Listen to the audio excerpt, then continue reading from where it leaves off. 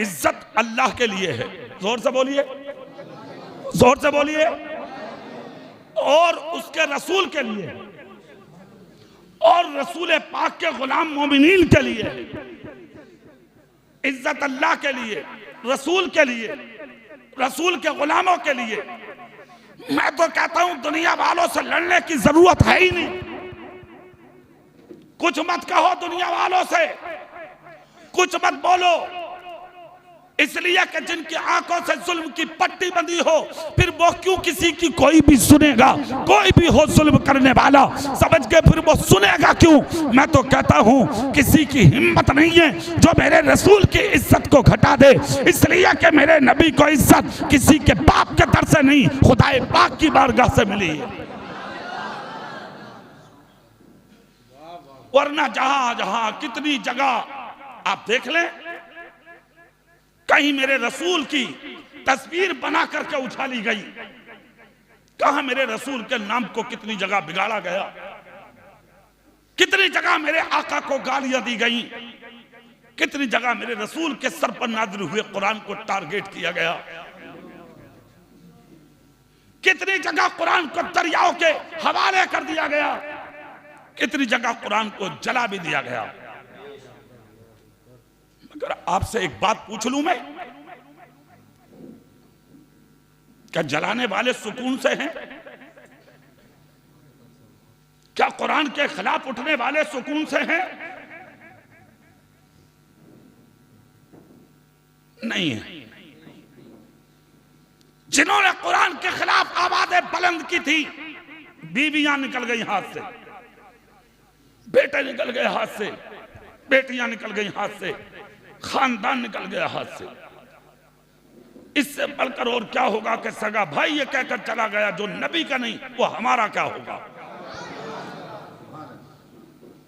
ना खुदा ही मिला ना विसाले सनम, ना इधर के रहे ना उधर के रहे। क्या सोचकर निकले थे और क्या हुआ?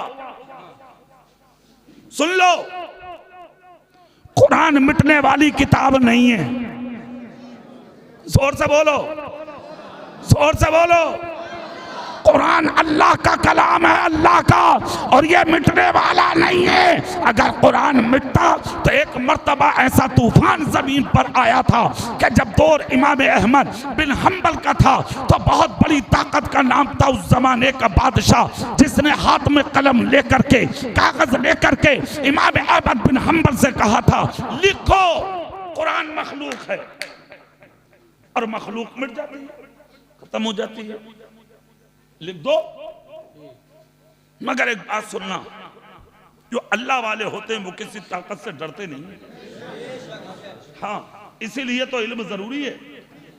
इल्म झुकता नहीं है। जोर से बोलो, इल्म झुकता नहीं है। जोर से बोलो, इल्म। इल्म, हाँ, एक चीज है, इल्म में अल्लाह ने नरमी रखी है। क्या रखी है? हाँ, जो नबी के दीन का आलिम होगा वो बाअखलाक होगा, उसका अखलाक अच्छा होगा, उसका किरदार अच्छा होगा, उसका कैरेक्टर अच्छा होगा, उसकी सीरत लाजवाब होगी। उसके चलने से, उसके फिरने से, उसके उठने से, उसके बैठने से, उसके खाने से, उसके पीने से, उसकी आदत से, उसके अतवार से, उसकी गुफ्तार से ये लगेगा कि ये मुस्तफ़ा के दीन का आलिम है। इसीलिए आलिम बना जाता है। मेरे नबी ने फरमाया था मेरे बाद मेरे दीन का वजन मेरे आलिमों के कांधे पर रहेगा। इसीलिए तो कहा जाता है आलिम को झुक कर रहना चाहिए, ताकि दुनिया समझ ले कि 1500 साल के बाद जब मुस्तफा के दीन के आलिम की शान का यह आलम है तो खुद मुस्तफा जाने रहमत की इज्जत का हाल क्या होगा। इसलिए आलिम को बाखलाक होना चाहिए। हाफिज जी हो या कारी साहब हो, मेरे सीने के अंदर अगर घमंड आ गया तो फिर मेरा इल्म बेकार है। सुन लो, बहुत बड़ा मौलाना था इब्लीस भी, इसे भूला ना करें कभी भी। बहुत बड़ा, छोटा मोटा नहीं था वो। मुअल्लिमुल मलाकूत, मुअल्लिम पढ़ाने वाले ही को कहते हैं, पढ़ाता था फरिश्तों को, बड़ी इज्जत थी इसकी जन्नत में। फरिश्ते झूला झुलाते थे इसे, कितनी बड़ी इज्जत होगी। पढ़ाता था, उस्ताद था। इतना बड़ा मौलाना जो पढ़ाता हो तो जाहिर है शागिर्द हैं सब उसके। तो उस वक्त थे फरिश्ते ये सब, मगर घमंड ही तो हुआ था इसे, गुरूर, तकब्बुर, अना आई थी। सिर्फ ये सोच बैठा उस्ताद हूं मैं फरिश्तों का, इतना बड़ा मौलाना हूं, कोई मामूली थोड़ी हूं, मैं क्यों करूं सजदा। बस ये सोच लिया था इसने। इसीलिए तो हम कहते हैं मौलाना का मतलब है झुक। किरदार अच्छा, कैरेक्टर अच्छा, तेरी सीरत अच्छी, लबों पे हमेशा तबस्सुम हो, चेहरे पे झुर्रियां ना हो मौलवी के। सुन लो, साफ बात है, बिल्कुल नहीं। हाँ एक चीज है, इज्जत रसूल की बात आ जाए तो फिर जबान भी कलम भी यही बोले जो बरेली के आला हजरत ने बोला कि दुश्मने अहमद पे शिद्दत कीजिए, मुल्हिदों की क्या मुरफ़्फ़त कीजिए, शिर्क ठहरे जिसमें ताज़ीम नबी, उस बुरे मजहब पर लानत कीजिए।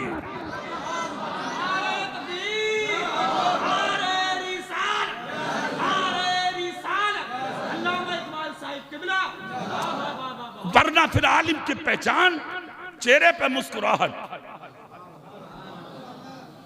ताकि लोग किताब बाद में खोलें क्या लिखा है किताबों में।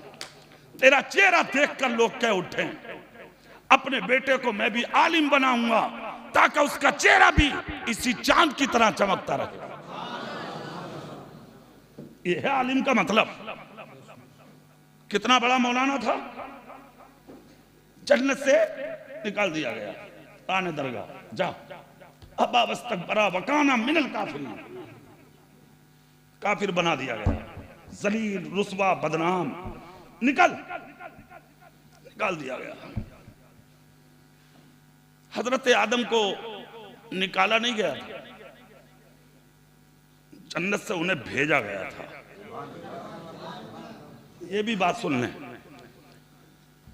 जिन्हें निकाला जाता है उन्हें बुलाया नहीं जाता, और जिन्हें भेजा जाता है जब चाहे बुलाया जाता है।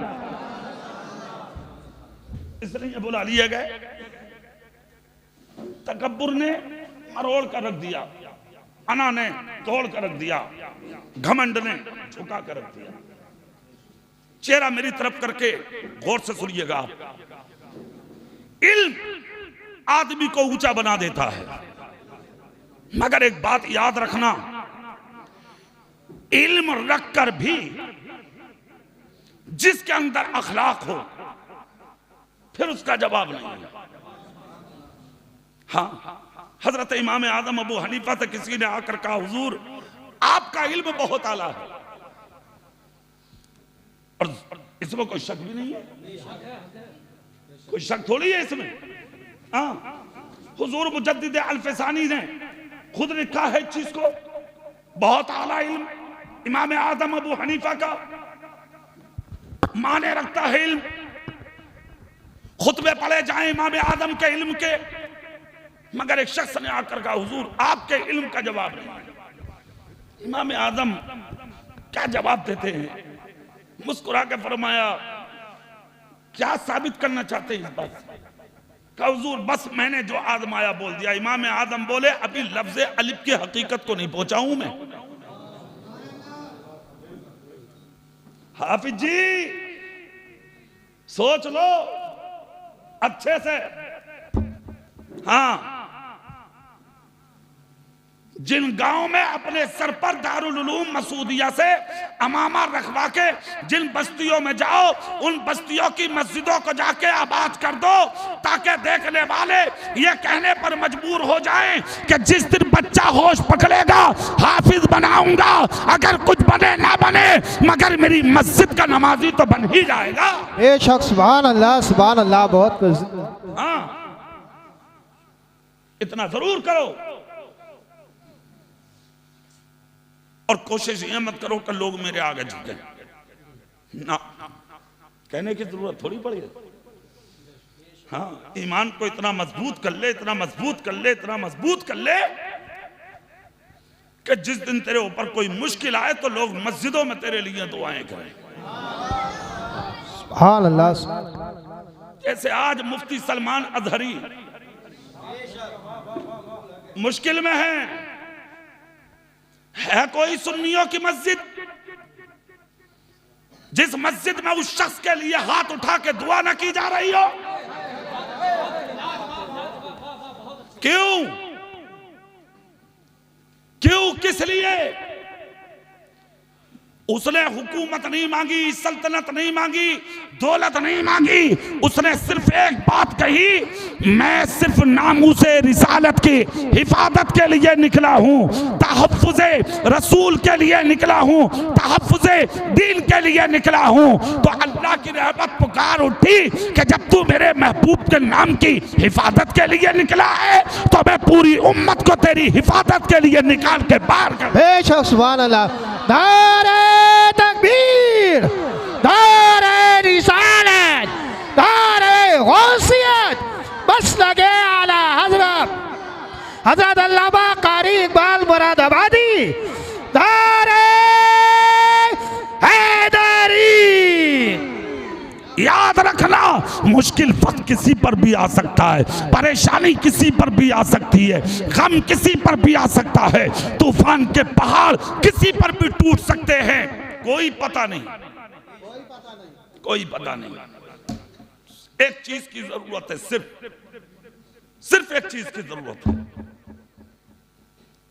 तुम अगर चाहते हो कि तुम्हारी इज्जतें बचें और इस्लाम पर कोई उंगली ना उठाए, तो पहले तुम इस्लाम का एहतराम करने वाले बनो, मस्जिदों में नमाज पढ़ने वाले, मदरसों को आगे बढ़ाने वाले बन जाओ। हाँ, और रहा कुरान का मसला, तो हम तुम क्या बचाएंगे भैया कुरान को? कुरान की हिफाजत का जिम्मा तो खुद रब ने लिया। इन्ना नहनु नज़्ज़लना ज़िक्रा व इन्ना लहू लहाफ़िज़ून। हमने इसे नाजिल किया और इसकी हिफाजत का जिम्मा भी हमारे रहमो करम पर है।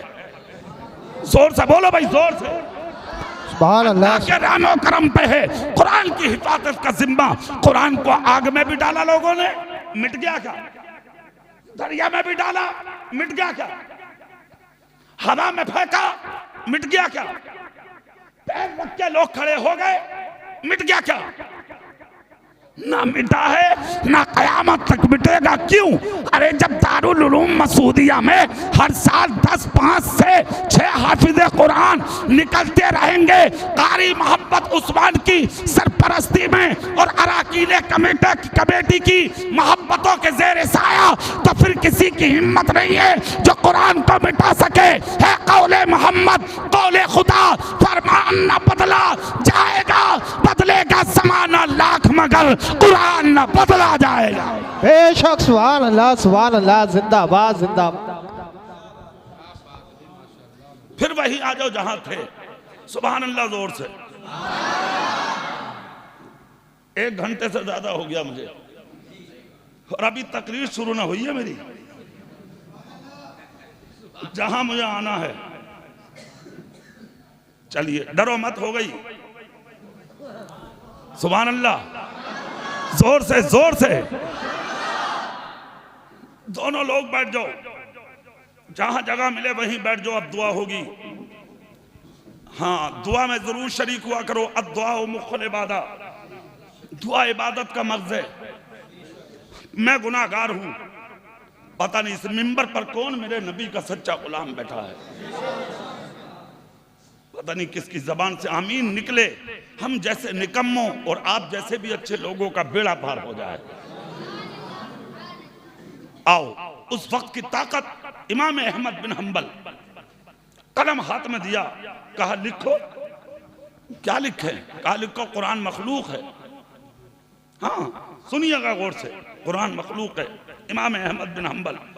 अच्छा, एक बात और बता दूं, आज मुसलमान या इस्लाम पर मुश्किल नई नहीं है, पहले से ही आ रही है। हाँ, और हम और आप तो क्या यार उम्मत हैं। समझ गए आप? हमारे नबी पे इतनी बड़ी मुश्किल आई, मक्का मेरे आका को छोड़ना पड़ा, हिजरत फरमाई, अल्लाह का हुक्म आ गया, महबूब चले जाओ मक्के से। तभी यस्रिब की जानिब गए थे, जो नबी के कदमों की बरकत से मदीना बनाया गया। तो ये तो हो रहा है पहले से। यह के बाद दीगरे धीरे धीरे धीरे धीरे फिर मुसलमानों ने हिजरत की, मदीना पहुंच गए। आज तक हिजरत बंद नहीं है, आज भी इजाजत है हिजरत की। जहां ईमान पर हमला हो, तुम्हें लगता हो कि मेरी इज्जत, मेरी औलाद की इज्जत, मेरी दीन की इज्जत या मेरे ईमान की इज्जत महफूज ना रहेगी, कर जाओ हिजरत, इजाजत है। ईमान, इस्लाम, कुरान बचाने के लिए हिजरत करना, यह हमारे बुजुर्गों का तरीका है, कोई बुराई नहीं है इसमें। जमीनों का मसला आता, बेचिए, कीमत लीजिए, जाइए, वरना तो नबी के गुलामों ने तो उस जमाने में घोड़े छोड़ दिए थे, खजाबे भरे हुए माल से, दौलत से छोड़ दिए, यहां तक कि उनकी गोदों से बच्चे ले लिए थे मक्के वालों ने। दो मक्के का खून है ये, नबी के गुलामों ने औलादे उनकी गोद में डाल दी, कहा ले लो मगर नबी को नहीं छोड़ेंगे। जोर से बोलो भाई। हाँ, उनकी औरतों को कहा छोड़ो ही नहीं, ये मक्के का खून है, मक्के की औरतें ले लो। फिर पकड़कर रास्ता घेर लिया और घेर घेर कर कहा कैसी मोहब्बत है तुम्हें अपने नबी से, घोड़े छोड़ दिए, माल छोड़ दिए, औलादे छोड़ दी, बेटियां बेटे, क्या औलाद प्यारी नहीं है? बेटियां बीबियां प्यारी नहीं है? नबी के गुलाम बोले प्यारी हैं, मगर नबी ने कहा तल्ला युमिनु अहदुकुम हत्ता अकूना अहब्बा इलैहि मिन वालिदिही व वलदिही वन्नासि अजमईन। जोर से पूरी ताकत से बोलो, ये है असल मोहब्बत। तुम में से कोई भी उस वक्त तक मोमिन कामिल नहीं होगा जब तक कि दुनिया की हर चीज से ज्यादा तुम मुझ मोहम्मद से मोहब्बत न कर ले। बेशक, सुभान अल्लाह। बाप से, भाई से, बहन से, बीवी से, बच्चों से हक अदा किया नबी के गुलामों ने। चले गए छोड़कर, कर गए हिजरत, मगर जानते हो मोहब्बत किस मेयार की थी? सुभान अल्लाह बोलो तो एक जुमला सुना दूं बिला रिवाज। इधर ये मक्के से निकल के मदीने की तरफ चलते थे, उधर मदीने के बाहर तुम्हारे मेरे नबी इनके इस्तकबाल को खड़े होते थे, और मदीने वालों से दिन निकलते ही नबी कहते थे आज फला इब्ने फला आने वाला है, आज फला इब्ने फला आने वाला है, आज फला इब्ने फला आने वाला है। क्या मकाम होगा उन गुलामों का जिनका जिक्र आने से पहले नबी अपने सहाबा में करते होंगे। इज्जत दी मेरे रब ने, 1500 साल गुजर गए, आज बिलारी के मिंबर पे उनका जिक्र किया जा रहा है। मस्जिदों के मिंबरों पे जुमे के दिन उनके खुतबे पढ़े जाते। तुम्हारा ना पढ़ ले कोई, तुम्हारा तो अगर कोई नाम भी लेते धोखे से भी निकल जाकर इमाम साहब की जबान से जुम्मे के दिन, तो लोग कहें अगला जुम्मा मत पढ़ियो तुम। क्यों? तुमने नाम क्यों लिया इनका, मुखिया का, प्रधान का, नंबरदार का, मास्टर साहब का? कौन होते हो तुम जानो? हमारे गांव में पार्टी बंदी है, आज के बाद लोग बोले अब आज के बाद छोड़ो यार, इमाम साहब का हिसाब करो। भैया ऐसी कौन सी खराबी है जो तेरे नाम ना लेने दे रहे लोग इमाम साहब को? अब सीने के बटन खोल और झांक, फिर झांक, फिर झांक, फिर देख अपने जमीर के पैरों पर, क्यों नहीं लेने दे रही है तेरी कौम तेरा नाम? और वो कैसे लोग थे यार कि हर आदमी चाहता कि अबू बकर सिद्दीक का नाम मेरे घर में ले लिया जाए, उमर का नाम, फारूक आजम का नाम, उस्मान गनी का नाम, मौला अली का नाम, अली के बेटे हसन और हुसैन का नाम, हजरत फातिमा का नाम, हजरत जैनब का नाम, हजरत अब्बास का नाम, इब्ने कुलसूम का नाम क्यों चाहते हैं लोग कि ले लिया जाए मेरे घर में? हजरत जाबिर और जुबैर, हजरत अब्दुल्ला और हजरत बिलाल का नाम, उसकी वजह यह है इन्होंने किसी के बाप से प्यार नहीं, मदीने में रसूल पाक से प्यार किया। सुभान अल्लाह, सुभान अल्लाह। तुम्हारी दास्तानें तक न होंगी दास्तानों में। बस अपने पैरों पे झांक लो, फिर देख लो, फिर देख लो, फिर देख लो।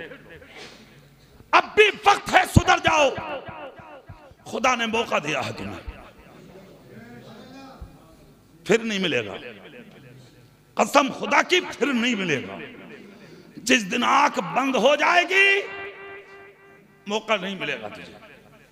बहुत रोएगा, बहुत पछताएगा तू, फिर ये मौका नहीं मिलेगा। हुजूर हाफिज मिल्लत से एक शख्स ने आकर कहा, हुजूर क्या कब्र का मंजर देख सकता हूं मैं? मौलाना अखलाक साहब, अल्लाह आपकी उम्र में बरकत दे। सुभान अल्लाह तो बोलो। ऐसे लोगों की इज्जत किया करो।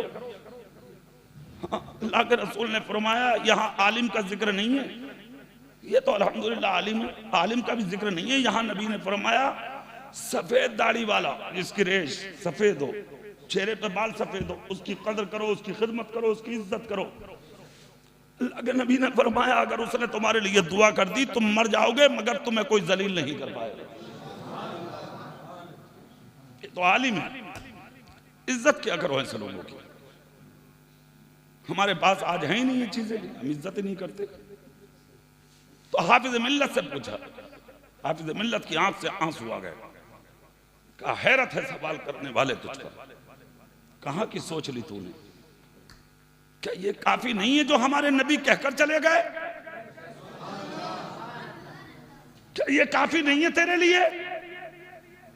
कब्र में जाएगा, फिर रूह डाली जाएगी, सवाल किया जाएगा, तू जवाब देगा। क्या ये काफी नहीं है? किसने बताया कि फरिश्ते आएंगे? किसने बताया सवाल किए जाएंगे? किसने बताया कब्र में अगर सवाल का जवाब दिया तो जजा, अगर ना दिया तो सजा? कौन कह के गया तुझसे? और शख्स रोने लगा। हाफिज मिल्लत भी बहुत रोए। हाफिज मिल्लत ने कहा अल्लाह खैर फरमाए इस उम्मत पर। इस हिंदुस्तान में दो बुजुर्ग गुजरे हैं ऐसे जो लफ्ज खैर का बहुत इस्तेमाल करते थे। नंबर एक पर सरकार मुफ्ती आदम अलैहिर्रहमा आला हजरत के बेटे, जब किसी के चेहरे पर दाढ़ी नहीं देखते थे ना मुफ्ती आदम, रोते थे, सर पे हाथ रख के कहते थे अल्लाह खैर फरमाए। और दूसरे हुजूर हाफिज मिल्लत, जब किसी को खिलाफ शरा काम करते देखते तो कहते अल्लाह खैर फरमाए। उस शख्स ने जब इतना सुना हैरत में पड़ा, हाथ जोड़कर उसने माफी मांगी। हुजूर अब कुछ भी पूछने की जरूरत नहीं, आपके ये मेरी हिदायत के लिए दो जुमले काफी। ऐसा नसीब भी तो हो, ऐसा मुकद्दर भी तो हो जो किसी की दो बातों पे अमल कर ले। यहां तो हर जुमे को अपने इमामों की तकरीरें सुनते हो और अमल का नाम नहीं। जी चाहता हाफिज जी तकरीर जल्दी खत्म कर दे, जल्दी खत्म कर दे और मैं जुमा पढ़ के निकल के भागूं। तू नहीं भागता। वो जो तेरा दोस्त है ना, दोस्त तेरा शैतान, वो तेरे उंगली करता, बोले भाग भाग निकल। वो भगाता तुझे, तू थोड़ी भागता। हुज्जतुल इस्लाम इमाम गजाली का एक कौल सुन लो। फरमाते हैं जब मस्जिदों से दिल उकताने लगे, मस्जिदों में घबराहट, दिल ना लगे मस्जिदों में, हुज्जतुल इस्लाम इमाम गजाली कहते हैं तो फिर देख अपने सीने में झांक कर तेरा ईमान भी मुकम्मल है या नहीं। अहले तसव्वुफ ने भी यही कहा, जिन्होंने मुतसव्वुफ यानी तसव्वुफ को पहचाना, उन सूफिया किराम ने भी यही कहा कि जिस घड़ी मस्जिदों में दिल उकताने लगे तो फिर खतरा है कि उसका ईमान देखा जाए। क्यों नहीं लग रहे दिल मदरसों में? क्यों नहीं लग रहे दिल मस्जिदों में? क्यों भागते हो उठ उठकर? हमने तो जलसों में भी देखा इधर नबी का जिक्र हो रहा, लोग उठकर 4 उधर से, 5 उधर से, 10 उधर से भाग जाते हैं। मगर ये चीज डॉक्टर साहब मैं आपके मदरसे में देखता हूं कि जो जहां बैठा वो वहीं बैठा ही रहता है। हाँ, तकरीबन कारी साहब ने मुझे बताया, मैं 6ठी बार हूं यहाँ पे, आज 6ठी मरतबा।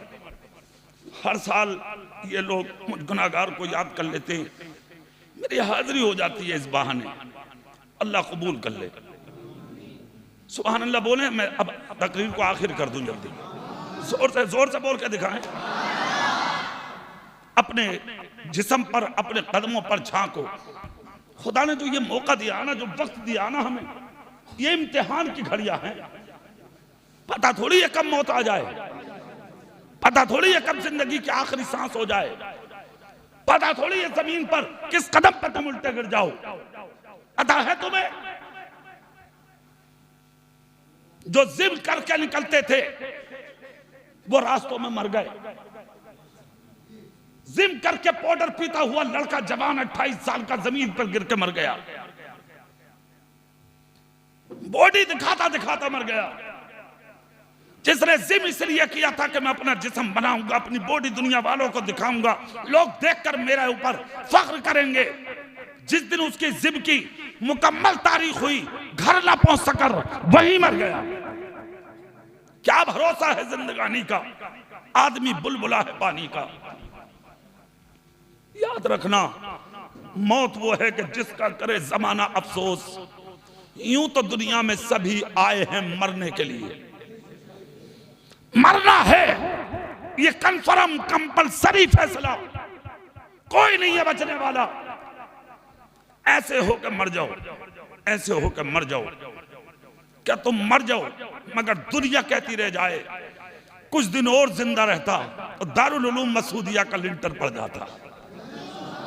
जोर से और दिल से हो सके तो हाथ उठा के कह दो सुभान अल्लाह। ऐसे हो के मरो कि तुम मर जाओ, हर साल जलसों में तुम्हारे तस्करे जिंदे रह जाएं कि जब तक वो जिंदा था हर साल मदरसे में बच्चे हाफिज कुरान हो के निकलते रहते। ये है काम। ये दौड़िए कि आप बिल्डिंग बना ली, कार खरीद ली, हाँ 2-4 लोगों को चौराहे पे मान लिया, बॉडीगार्ड साथ में रख लिए, लोग बोले दूर रहियो बहुत बड़ा लुच्चा गुंडा। सुन एक बात सुन, तेरी गुंडागर्दी, तेरा लुच्चापन, तेरी बदमाशी, तेरी अकड़, तेरी ताकत, तू है क्या चीज? तो कुछ भी ना भैया। बड़े बड़े अच्छे फंसे फिर रहे हैं, बड़े बड़े अच्छे, इनकी मूंछों पे चिराग जलते थे, कहानी खत्म हो गई उनकी, खत्म, निपटा दिए सब। तेरी हैसियत क्या है? एक जगह है हैसियत, सिर्फ मूछ मत बना, गुंडा मत बन, लुच्चा मत बन। अरे सफेद शफाफ अच्छे कपड़े भी पहनने मिले ना मिले, फटा हुआ कुर्ता और टूटी हुई लुंगी और टूटी फटी टोपी ओढ़कर मस्जिद में आके 5 वक्त खड़ा हो जा। वो इज्जत जिसके तमंचे में 10-10 दाने निकलते थे तब भी उसके तमंचे की नाल गर्म न होती थी, उसे इज्जत नहीं मिलेगी जो इज्जत खुदा 5 वक्त के नमाजी को अता फरमाए।